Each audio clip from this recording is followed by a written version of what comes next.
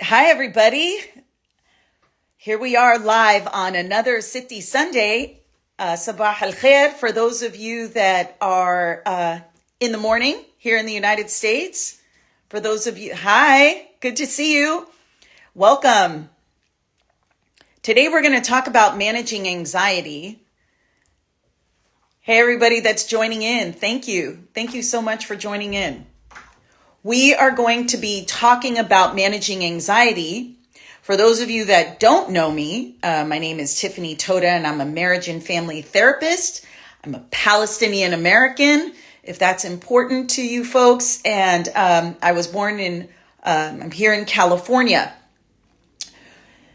What I wanted to create this community for City Sunday is how do we, as Arab in general, or those of us that come from these collective communities, many times the tips and tricks on how to manage anxiety does not necessarily fit within some of our cultural contexts. And so I'm hoping today, for those of you that are joining in, thank you so much. The more we can have this dialogue around how do we, as Middle Eastern people, as Arab, manage our anxiety. How do we manage our anxiety within some cultural context that therapists don't necessarily take into consideration? But first, what I wanted to do is talk about to have it be a little bit of a self-reflection before I dive into the material. Think about for your own life is to start to think about what are the three top stressors, whether it's in your life or in your work. What are your top three stressors? And just start to notice your body as you start to begin to connect with the things that cause you stress and anxiety.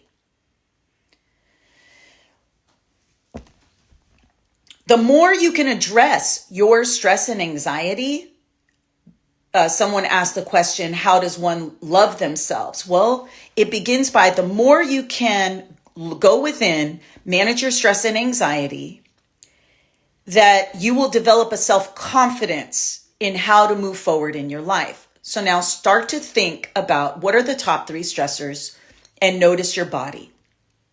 Where do you feel it? Because anxiety is an alert. Your body has a wealth of information if you start to pay attention to it. However, for many of us, we come from Middle Eastern families where we may have been disconnected from tuning into our body. Why do I say that? Because for many of us growing up, and if this doesn't ring true for you, just let it go. But for those that grew up in these Arabi households where you may have felt something in your body, you may have been stressed out, and what happened typically?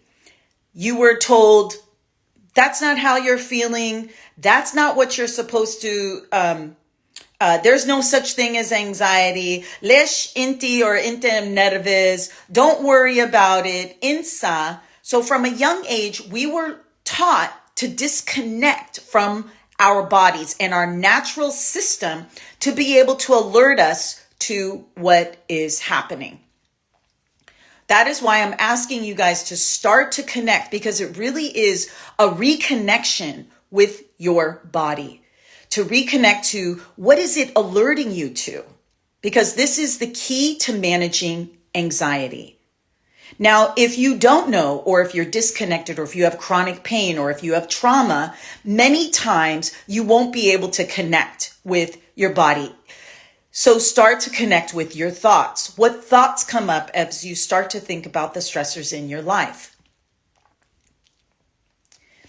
Now, if you have any family members who also have anxiety, whether it's diagnosed or not, I remember I had said to one of my aunties when I was in graduate school and learning all this stuff, I would say, Auntie, we have a lot of anxiety in our family. She goes, لا ما هو احنا we don't have anxiety. She goes, شو هذا الانxiety? I'm just nervous.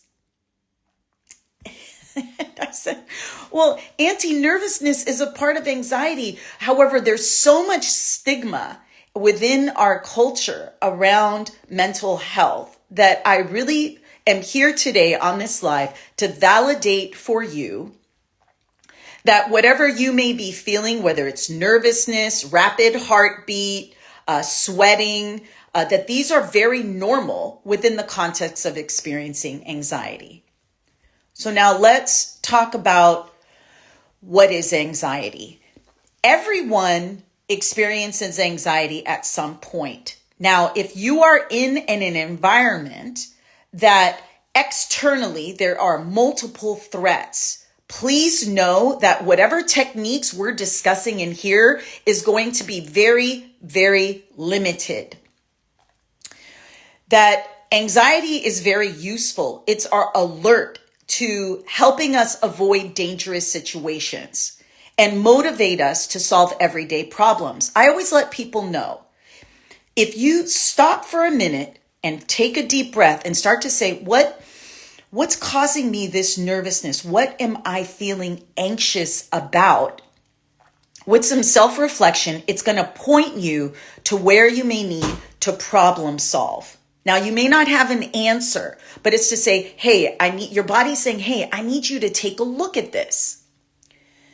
Now, anxiety can vary. Many of us growing up, if you didn't work on, many of us growing up lived with anxiety all throughout our life. And anxiety only gets worse.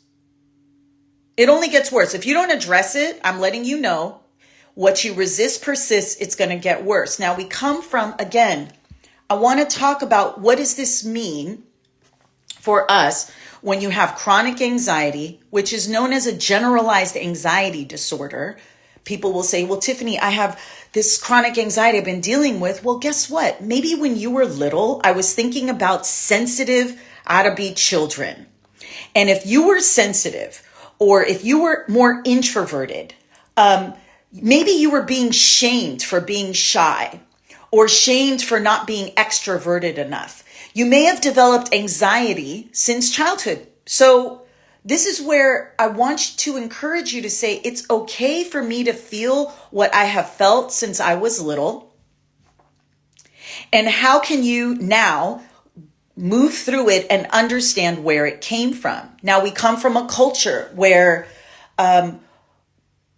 many social gatherings can be extremely anxiety provoking. And what can you do? Could you have gotten out of that? No, we were forced to kiss the auntie or the ammo. Many of us, felt very uncomfortable with the peppering of questions that maybe you didn't want to answer. And so you wonder why your anxiety becomes chronic, because we have to suppress and suppress. And okay, auntie, okay, boss, maybe you're not in the mood. Maybe you weren't feeling it and you had to do these people-pleasing things. So you had to override your body's nervous system to please the culture and to please the cultural messages and norms. These were expectations. Most Middle Eastern people that I have met and that I work with struggle with anxiety. I would say collectively, now, do I have studies that will show, are we any more different than other cultures? However, what I can say is that at the crux of it, we are at a baseline, our nervous systems are revved up. And my sense is it's because of the cultural expectations and norms.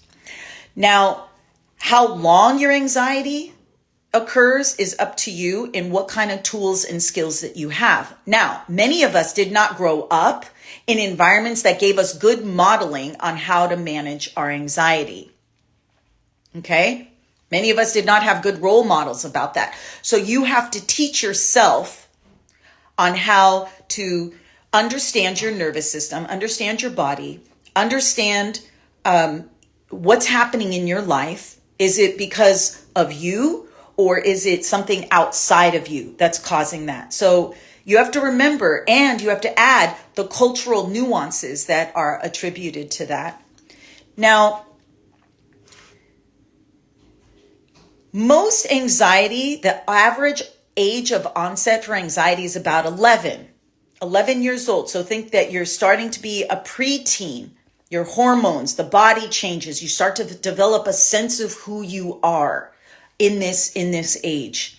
Now we come from, again, for many of us, a culture where our identity was fused. So our individual identity may have been suppressed as a result of the cultural expectations of the collective.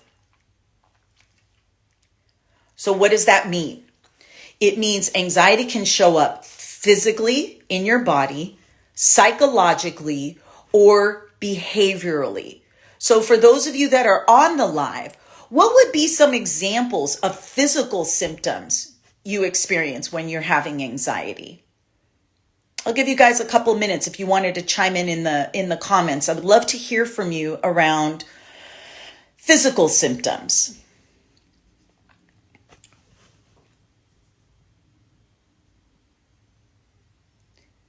Yes, Puffin, thank you, Puffin. Your hands start to shake. Yes, you get a nervousness.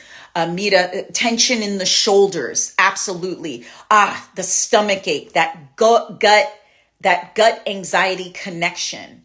Yes, stomach ache. If you think about the children in your life, and they say, oh, my stomach hurts, and there's nothing wrong with them, just know they could be anxious. Oh yeah, the tightness in the chest. That is another really big symptom that occurs with anxiety. Anybody else have a few more? Yes, anxiety is a huge one. Let's talk about more of the physical symptoms. Yes, the clenched teeth. So if you wake up in the morning and your jaw hurts, you may be clenching while you're sleeping. That may be an indicator for anxiety. Sometimes sweating also. Numbness in your extremities, in your fingers and toes. Sometimes people will feel it in their face as well. Oh, the fidgeting. Yes, right. And so when you're a kid and you're in, let's say, and you're moving or you're fidgeting, it could be that you were anxious. And then what were we told if we were fidgeting too much? Anybody know in most of our Middle Eastern, if this was your experience? Yeah.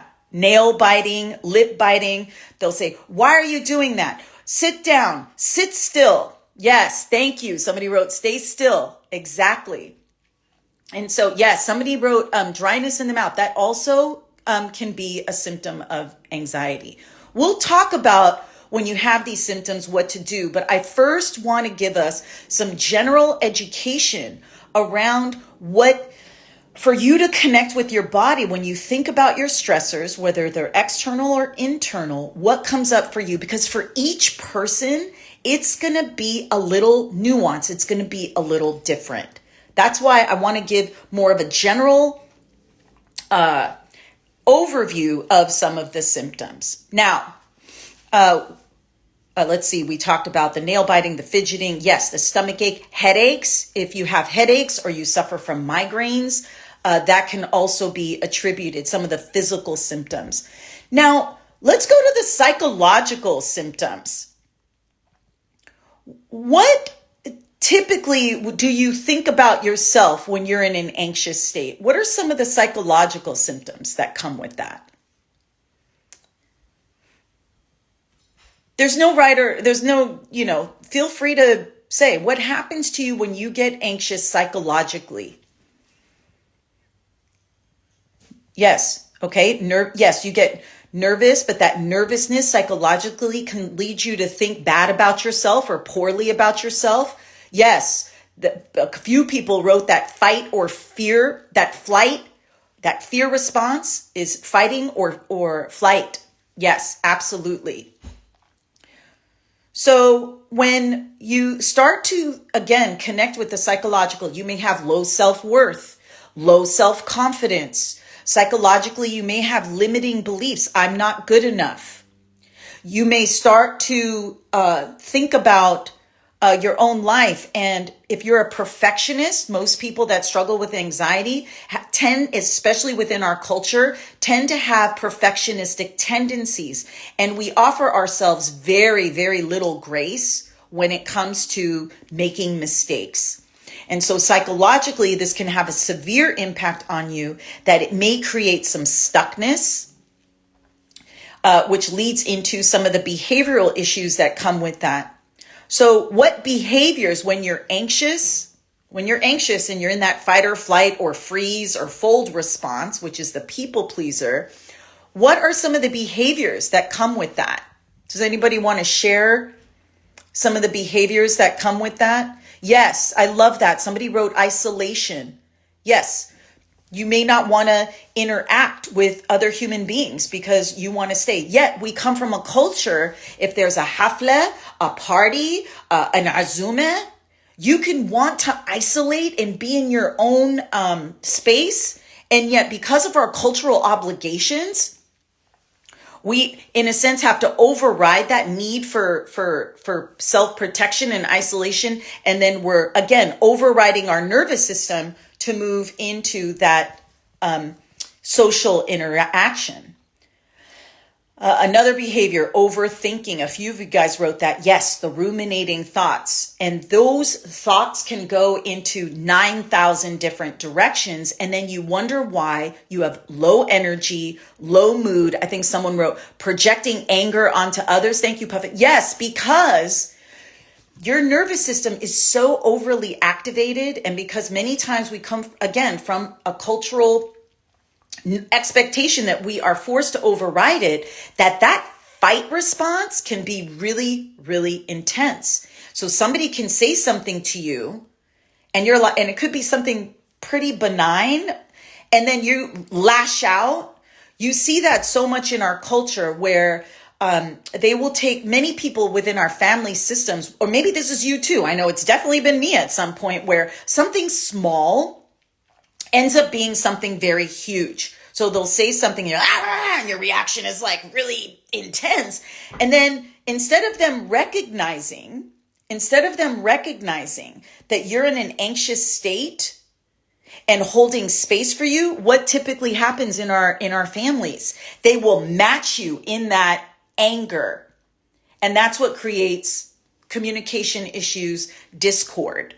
Now, this is not blaming anyone. I just want to show you guys how when our anxiety gets revved up and then we're forced to be placed into family systems where we have no space to talk about it, this can be extremely distressing. And you may isolate. That's that flight response. You may move away. You might fight people, that overreaction. You may people please. That's that fold response. Well, let me just tell them what they want to hear. Let do what they want me to do. And then you're sucking it up and you're stuffing it. We're good at stuffing. That's where the emotional eating comes in too, but that's for another live. Where you will emotionally eat or want to do drugs or alcohol, whatever it is, whatever your choice is, you're stuffing that anxiety through these things. You're self-medicating through these things. All right, so we talked about the physical symptoms, psychological, behavioral issues around that. Now, causes of anxiety. I mentioned being a sensitive child, okay? Now, if you were more sensitive and emotional in nature, growing up, you may have seen the world more of a threat. Now, I've watched Arabi parents say to a sensitive child, like who didn't want to participate, "What's wrong with you? Why aren't you like your cousin? Why don't you be more expressive?" And then the child, you see, retreats more and more within themselves. Now, if this was you and if this was your experience, I want you to know that you being sensitive is not the problem. It's those around you that did not know how to manage your sensitivity that therein lies the issue. Now, again, I'm not here to place blame. It's just to create more of an awareness as to why. Here we go. Look at the Arabi mom calling. Yes, here we go. Arabi moms know exactly when to call, and I'm on Do Not Disturb. All right, sorry about that. Are we back? I know. After I told her, this is such an Arabi thing. I told her, she called me. I got to digress for a second because now this is a good example. I told my mother I have a live at 10 a.m. that I will call her after 10 a.m. because I'm on this live. And then what does she do? She still calls. Anyway, so now the anxiety's raised. We stopped at, I'm not here to place blame. Yeah, thank you. Thank you for reminding me. And I'm not blaming her. That's who she is. But my anxiety got revved up because for some reason I didn't know how to put the do not disturb. So that's on me. So what I really want you guys to start to think about is if you were sensitive, that your sensitivity is not the issue, but how can you take responsibility by managing your sensitivity in recognizing those environments that may cause you more distress and recognizing you may have to employ certain things, especially in our Arabi families, by placing boundaries. Yes, placing boundaries, taking a step back, leaving early, but we'll talk about those things. In general, females tend to have more anxiety than males. Those are studies here in the United States. I'm not sure what that looks like worldwide. Abuse of alcohol. So many people that struggle with alcoholism typically have high rates of anxiety, and they're self-medicating through alcohol or drugs. Anybody that has had a traumatic experience. Now, trauma, that's a whole other live I'm going to do later.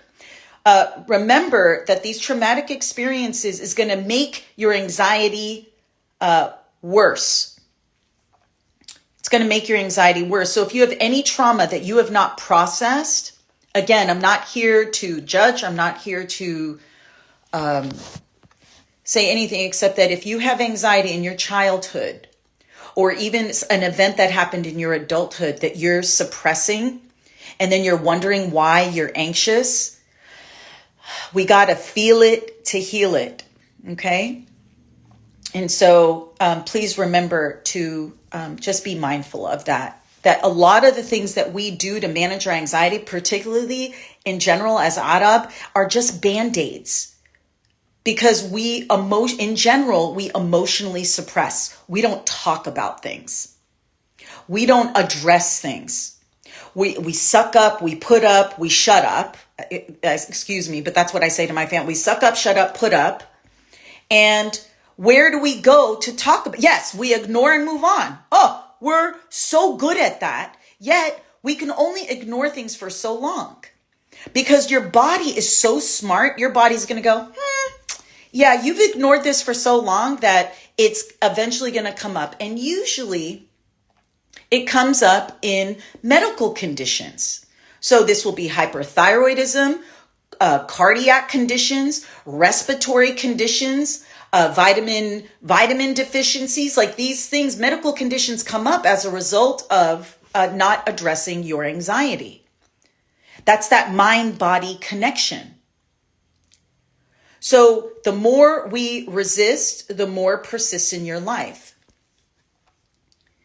So as I mentioned, someone, let me see, crying 2 days ago out of nowhere. I also ignored it and moved on. And thank you for bringing that up, because self-awareness and monitoring is key.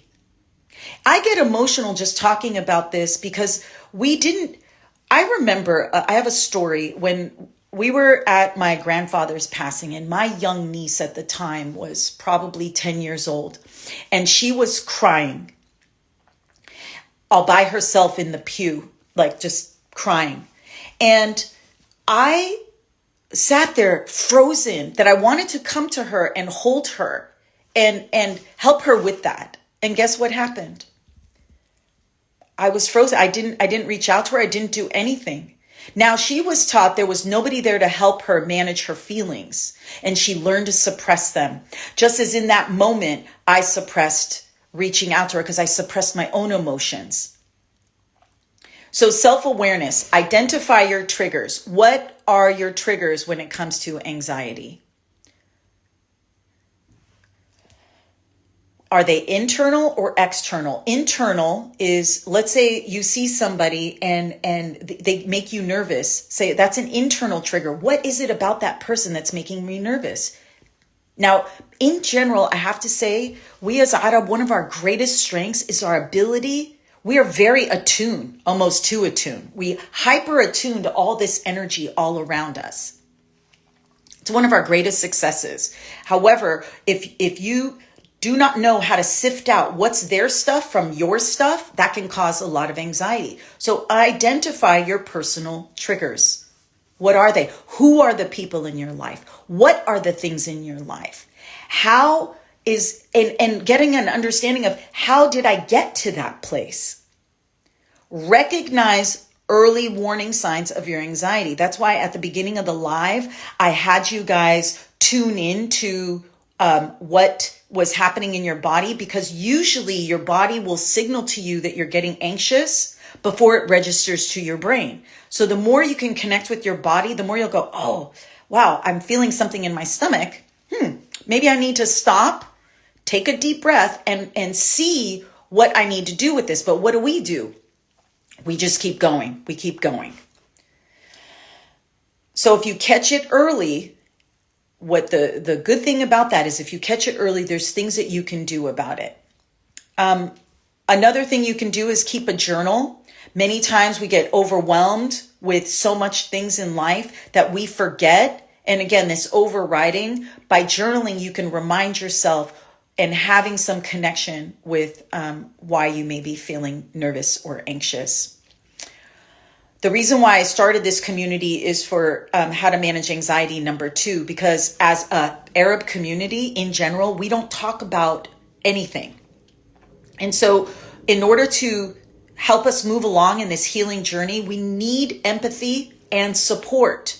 We need people to say, hey, I see you. I understand you. When you're at that wedding and you're not married and someone is bombarding you constantly around, how come you're not married? What's wrong with you? What's going on with you? Right? And then you start to internalize, you start to feel stomach, headache, you don't want to be there, tension, all those things we mentioned, psychologically say, what is wrong with me? When nothing's wrong with you, you're just not married. And that might not even be on your radar. Yet we're in a culture that constantly picks and pokes at the very thing, usually, that you may be struggling with. Okay? So we need to support each other in not doing that. Or even if you are married, the couple that may be having infertility issues or maybe struggling with having a baby, or maybe the couple that doesn't want to have a baby. Oh, where's the baby? Where's the baby? We come from a culture that constantly moves the goalpost in anything in life. Oh, you get a job? Where's your promotion? Oh, you started a business? Where's the next one?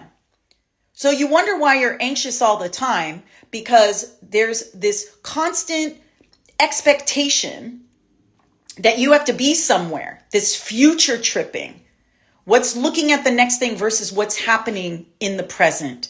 We come from a culture where sometimes we can't even enjoy the present moment because we're constantly worried, that overthinking about what are they going to say? What are they going to do? What's the next thing? Versus saying, oh man, I created this beautiful experience, wedding. I got this job. I got this promotion. And we can't even enjoy it because we're constantly looking at this next thing. Yes, endless expectations. And we need to really stop that for ourselves. We're not going to stop them. They are who they are. But can you, for yourself, stop it within you? That's the internal trigger that you have some control over. All right.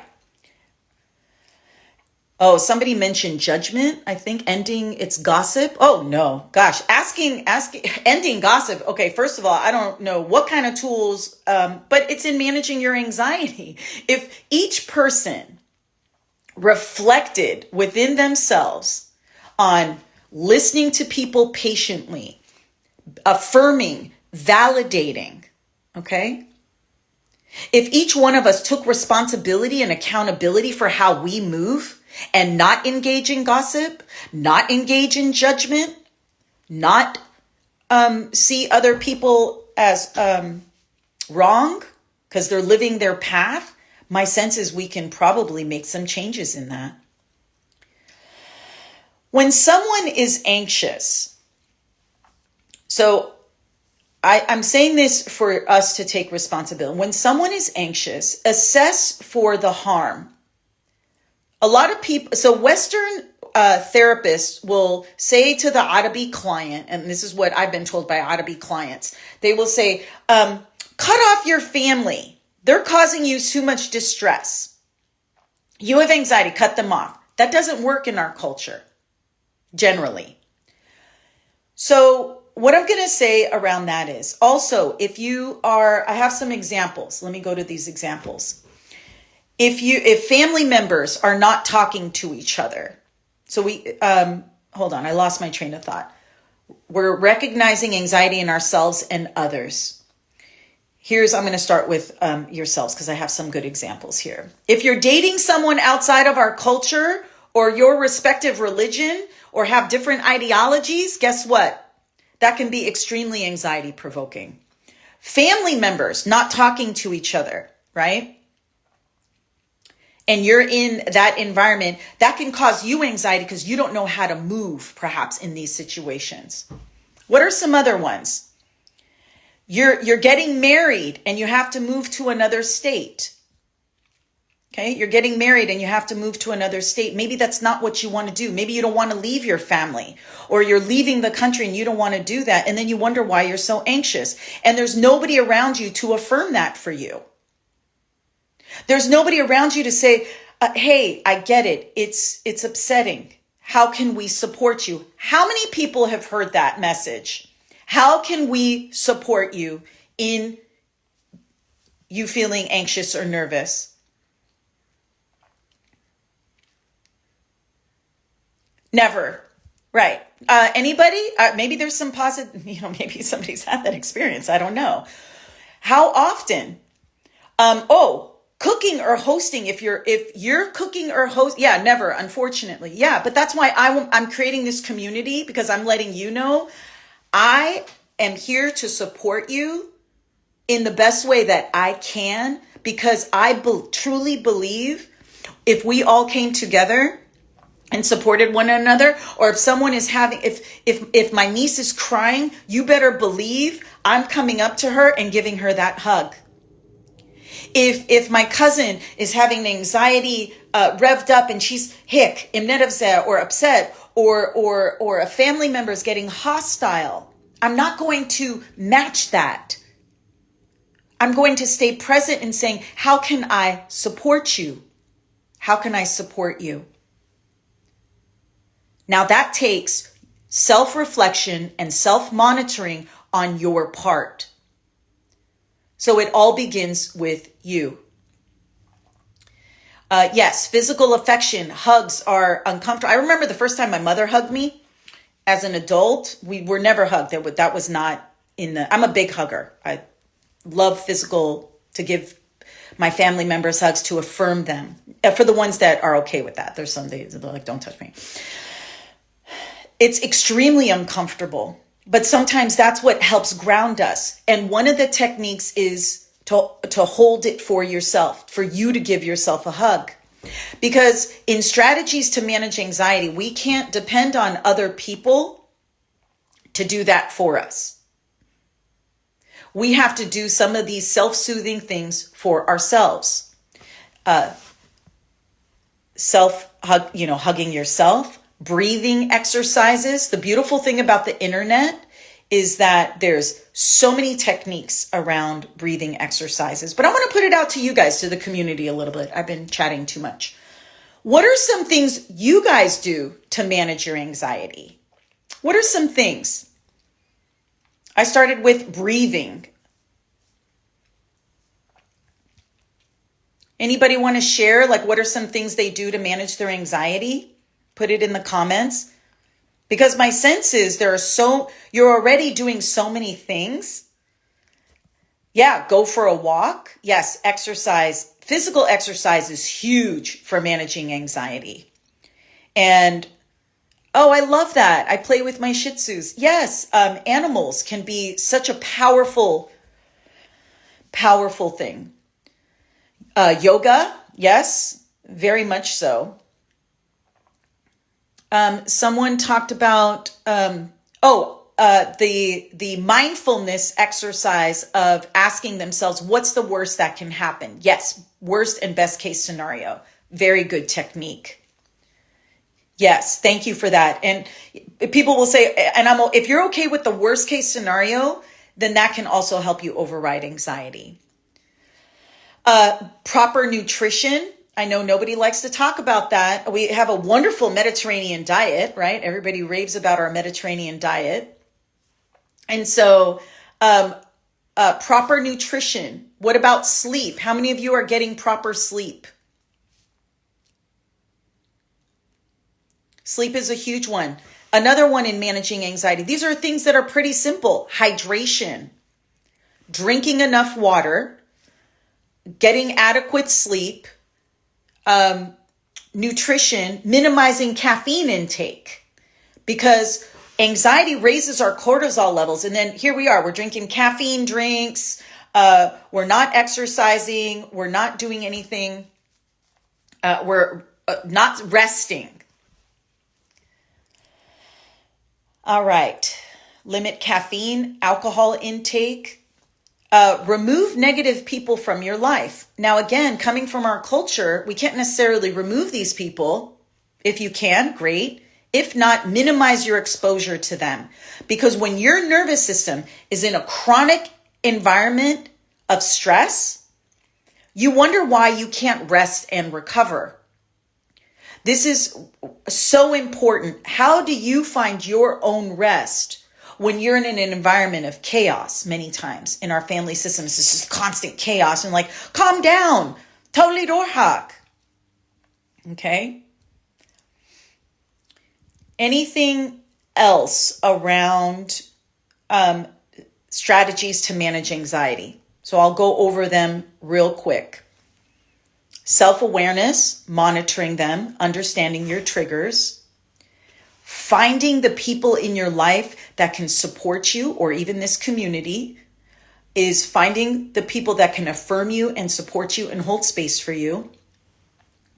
If someone in your life is anxious, how do you not join them in that anxiety and use your techniques to lean into helping them self-regulate? And that begins with your own self-regulation. That takes practice. And when I say it takes practice, I've been doing this for over 20 plus years. Every day, even right now, when my mom was calling me on the live and I was getting all them negatives, I was like, oh, wow, there it is. I still have to manage it. It's not automatic. And then if you're sleepy, hungry, and you're revved up on too much caffeine, I'm sorry, your body's ability to regulate is not going to be great. That's why we start with these fundamental things and exercise. Sometimes the exercise doesn't have to be anything, could just be even just jumping jacks. A balanced routine. So many people that struggle with anxiety do not do well with unpredictability. So if you can create a structure in your own day, that's a CBT, cognitive behavioral technique on activity scheduling that can also help ground you by having some structure to your day. So those are any questions so far on, somebody asked if I'm a doctor. I'm not a doctor, but I'm a marriage and family therapist.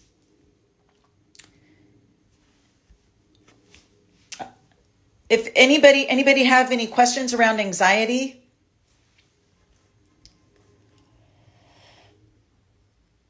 We'll talk about ADHD in another live. One thing I will, as questions come in, I'm going to just say minimizing anxiety begins with understanding your anxiety. And our parents typically do not have knowledge around mental health, and it makes it harder to thread out. They may have been really anxious, so you thought that was normal. So if you're a parent, recognize that anxiety within yourself so that you're not projecting that onto your kids. Now, if you come from a family system where everybody is anxious, for you to recognize ways to support yourself in those environments. And that could be of the ways that I just described. We come from a culture that typically dismisses and ignores our symptoms. So what does that mean? It's either under medication or over medication. Sometimes that means not getting help. Our medical system typically does not, at least here in the United States, I could say, does not understand how to be culture. And so they will not even take our cultural implications when they're diagnosing our families, and they will dismiss the anxiety, and they won't talk about the trauma either. Let's see. Let me look at the comments real quick. I got anxiety. Yes. There's a whole video on my YouTube on exam anxiety for anyone that's interested.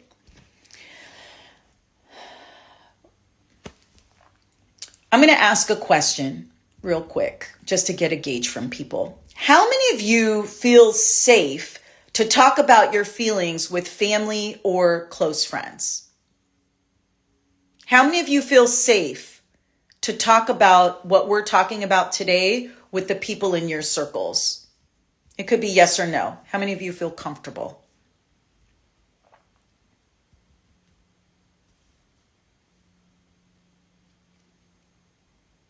I know family, no. Close friends, yes. Thank you. It depends on who it is. Yes.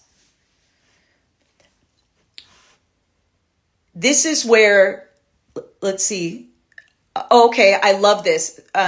Somebody wrote, I always get, what's wrong with you? You should be happy. You have a good life. Oh yeah, that's total invalidation.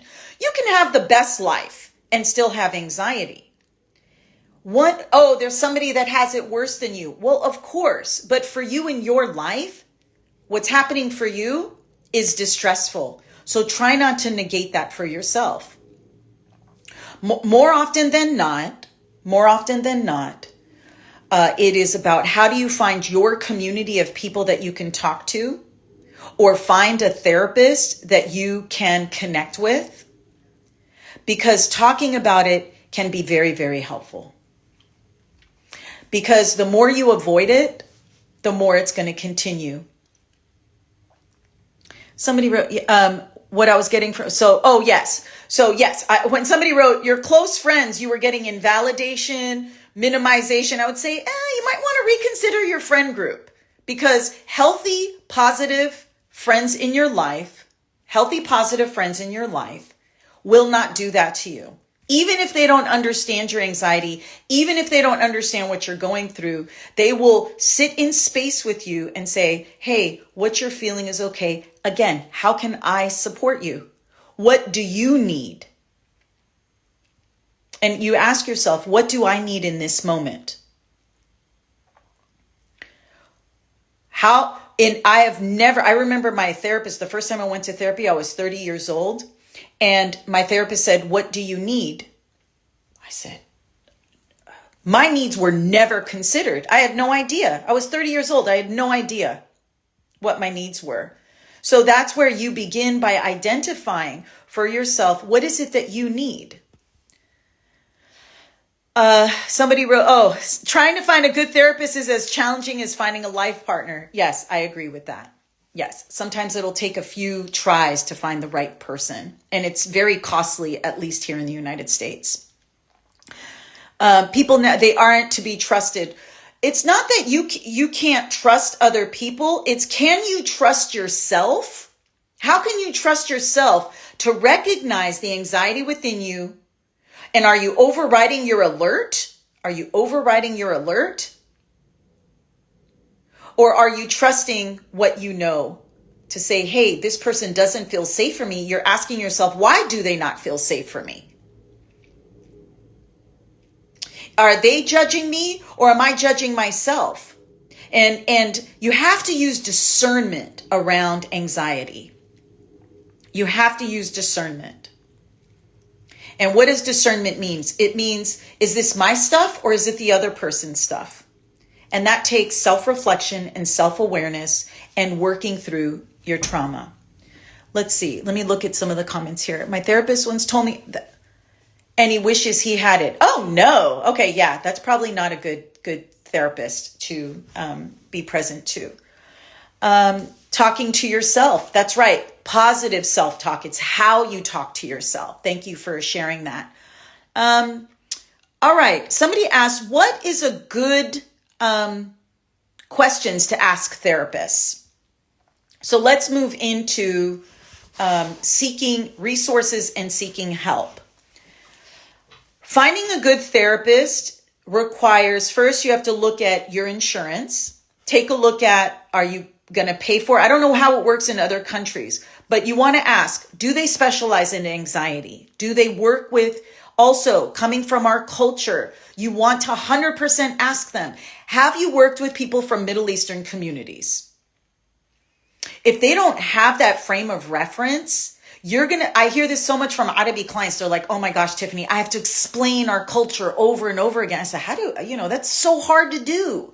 So you want to make sure that you work. And that's why I have a group of Middle Eastern therapists that I collaborate with. So if anyone needs some support around that, again, I don't know if they're a good fit. Only you can determine if they're a good fit. Do they specialize in anxiety? What's their experience level like? You want to make sure they're a good fit for you. Let's see, you want to make sure they're a good fit for you. What does that mean? Can you feel safe with them? Do you feel connected to them? Trust your instincts. Sometimes and then give them 1 or 2 sessions, because sometimes you may be uncomfortable because of you, not necessarily because of the therapist. I hope that was helpful. We absolutely have to support ourselves, but I'm here to say, can we come together in this community to support ourselves? So seeking professional help. Here are some resources online. If you guys, I think they have TikTok. I definitely know they have Instagram. And you know what? I'll send them in a future post, but Patrick Teahan Therapy is a really good one. Holistic Psychologist has a lot of great content on how to manage anxiety. Therapy Jeff is also another one. So I'll make sure we'll put some of those resources on the internet right now. There's so many great resources. However, for our Middle Eastern community, within all the cultural context I talked about earlier, there's not a lot out there at all. Or it's not taking into consideration a lot of the issues that we have. So my hope is that what you can take from today is that in order to minimize anxiety, 2 things you need: safety and connection. And how within those environments can you feel safe? Now, if you're in countries where there's war and strife and that you don't want to take away your anxiety, that's your fight or flight response for your safety. However, for those of us that are in the United States or in other parts of the world where there aren't these extreme external stressors, I'm going to say assess your safety to say, okay, is this really a threat? And if usually it's not. Usually it's your ruminating thoughts that's interpreting it as a threat. And this is where breathing exercises, progressive muscle relaxation, physical exercise, mindfulness, those are some techniques. Humming, just humming to yourself can also help decrease anxiety. I do have a workshop coming up in January on how to regulate your autonomic nervous system. So it's a deeper workshop outside of this that can help. Another thing that I have that you can find on my website, and these are for the pioneers out there, I'm actually doing an 8 to 10 person support group. Now, as a collective, we hide so much. So this is why I say pioneers of 8 to 10 people. You're meeting with me weekly where we go over your specific goals and then Each person will have their own respective goals, and then we come together as a group to talk about how you can achieve that using tools and mental health interventions. 8 to 10 people. You can find information on my website, and it's for 4 weeks. All right. Looks like we're wrapping up. I wanted to thank everybody for being on this live. I hope you got some information, about anxiety, and I wish you all the very best. And I'll see you next Sunday for Siddhi Sunday, and we're going to talk about more mental health topics within our cultural context. I wish you all the very best. Remember, rest, affirm, validate yourself, and thank you so much for being here.